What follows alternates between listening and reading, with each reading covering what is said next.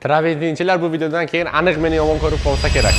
Fasadingizni endilikda traventin qilishingiz shart emas. Bizlarda yangi chiqqan termo traventin panellarimiz yetib kelgan. Bu panellar chista granit traventin tosh shu dizaynda berib turadi. Buning orqasi termo panel bo'lib, orqasida izolyatsiyasi mavjud va o'zida temirchalari bo'ladi. Buni devorda faqat qotirib qo'ysa bo'ldi.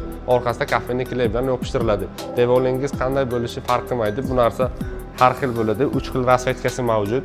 G'isht, silliq rasvetkasi va chiqib turgan rasvetkalari mavjud bu narsaning. Fasadimizning qulaylik taraflari bu orqasining izolyatsiyasi hisoblanadi. Bu izolyatsiya uyingizni issiq, sovuqda bir xil chidamli qilib turaveradi va tashqaridagi muz, qor, yomg'ir bemalol chidab beradi va o'zimizda granit toshlar kabi 10 yil xizmat qilib beradi. Garantiyasi bilan bera olamiz.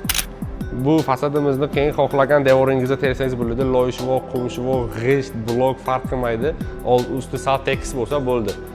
Ustlari chiqib turmagan bo'lsa agar terib ketaveradi. Bu narsa mana bu mexchalari qotirilib, orqasida kafenli kley bilan yopishtirib ketaveriladi.